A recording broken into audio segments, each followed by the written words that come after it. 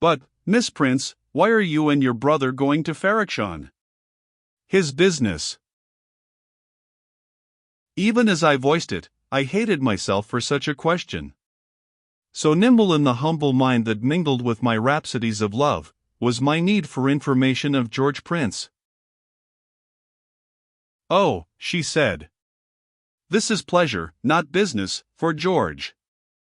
It seemed to me that a shadow crossed her face. But it was gone in an instant, and she smiled.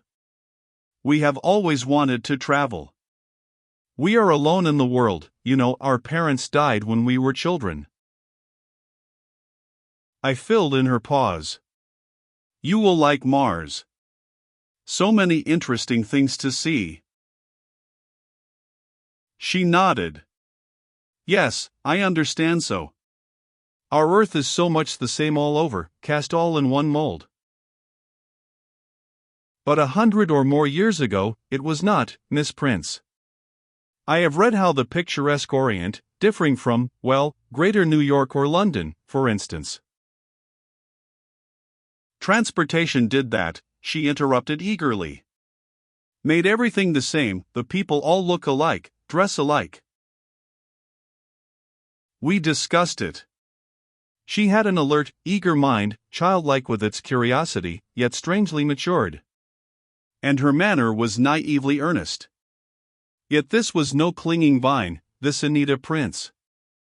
There was a firmness, a hint of masculine strength in her chin and in her manner. If I were a man, what wonders I could achieve in this marvelous age. Her sense of humor made her laugh at herself. Easy for a girl to say that, she added. You have greater wonders to achieve, Miss Prince, I said impulsively. Yes? What are they? She had a very frank and level gaze, devoid of coquetry. My heart was pounding. The wonders of the next generation. A little son, cast in your own gentle image. What madness, this clumsy, brash talk. I choked it off. But she took no offense. The dark rose petals of her cheeks were mantled deeper red, but she laughed. That is true. She turned abruptly serious. I should not laugh. The wonders of the next generation conquering humans marching on. Her voice trailed away. My hand went to her arm. Strange tingling something which poets call love. It burned and surged through my trembling fingers into the flesh of her forearm. The starlight glowed in her eyes. She seemed to be gazing, not at the silver-lit deck, but away into distant reaches of the future. Our moment. Just a breathless moment given us as we sat there with my hand burning her arm, as though we both might be seeing ourselves joined in a new individual, a little son, cast in his mother's gentle image and with the strength of his father. Our moment, and then it was over. A step sounded. I sat back.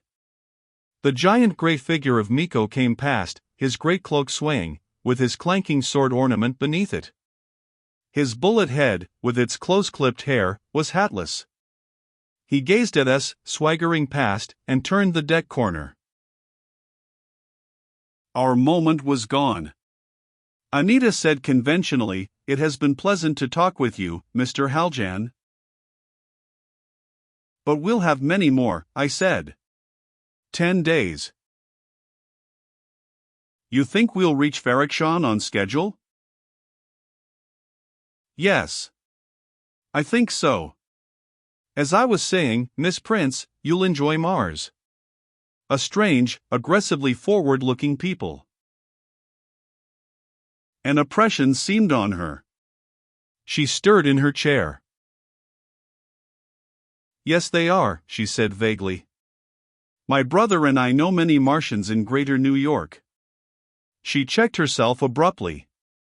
Was she sorry she had said that? It seemed so. Miko was coming back. He stopped this time. Your brother would see you, Anita. He sent me to bring you to his room." The glance he shot me had a touch of insolence. I stood up and he towered a head over me. Anita said, "Oh yes. I'll come." I bowed. "I will see you again, Miss Prince. I thank you for a pleasant half hour." The Martian led her away. Her little figure was like a child with a giant. It seemed, as they passed the length of the deck, with me staring after them, that he took her arm roughly. And that she shrank from him in fear. And they did not go inside. As though to show me that he had merely taken her from me, he stopped at a distant deck window and stood talking to her. Once he picked her up as one would pick up a child to show it some distant object through the window. Was Anita afraid of this Martian's wooing? Yet was held to him by some power he might have over her brother? The vagrant thought struck me.